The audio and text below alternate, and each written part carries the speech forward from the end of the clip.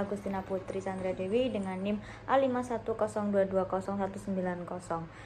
Kelas 6D. Baik, di sini saya akan memaparkan materi. Yang pertama ada perkembangan kognitif.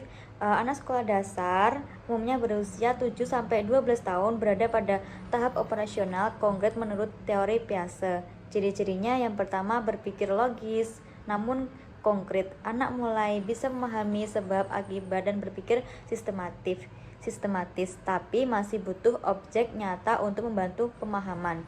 Yang kedua, mulai memahami perspektif orang lain. Mereka bisa memahami sudut pandang berbeda, belajar melalui pengalaman langsung, aktivitas nyata, bermain peran, dan praktik langsung membantu pemahaman. Lalu yang terakhir ada memori dan perhatian meningkat. Anak mulai mampu mengingat informasi lebih lama dan fokus lebih lama meski tetap perlu variasi aktivitas. Lalu selanjutnya ada teori pemerolehan bahasa. Menurut Stephen Krashen, anak memperoleh bahasa secara alami melalui interaksi, bukan hanya belajar aturan. Yang kedua ada bahasa jika mereka mendapat input yang bisa dipahami sedikit di level atas mereka. Ya, lalu motivasi, kepercayaan diri dan kecemasan mempengaruhi belajar bahasa. Lalu ada bahasa dipelajari dalam urutan tertentu secara alami. Yang terakhir ada belajar grammar, membantu merevisi kalimat tapi tidak utama dalam komunikasi awal. Lalu selanjutnya ada teori pemerolehan bahasa kedua. Menurut Vygotsky, bahasa berkembang lewat interaksi sosial.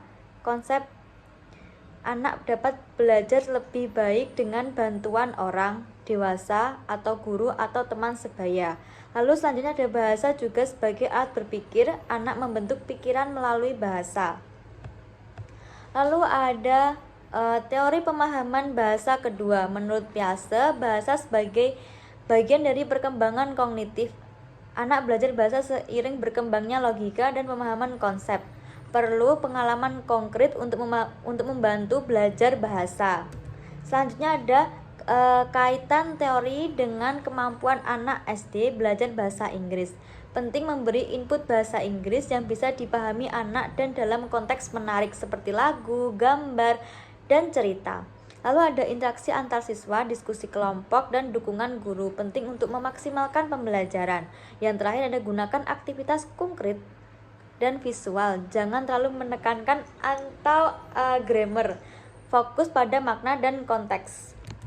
Selanjutnya ada prinsip pengajar 4 keterampilan bahasa. Yang pertama, listening, mendengarkan. Gunakan input yang bisa dipahami dalam konteks nyata. Dengarkan dulu baru berbicara. Contoh aktivitasnya, anak mendengarkan deskripsi hewan lalu mencocokkan dengan gambar. Lalu media atau alat bantu, audio sederhana atau video pendek. Animasi anak-anak dapat membantu visualisasi dan memperjelas makna. Lalu ada speaking, berbicara. Fokus pada komunikasi bukan grammar.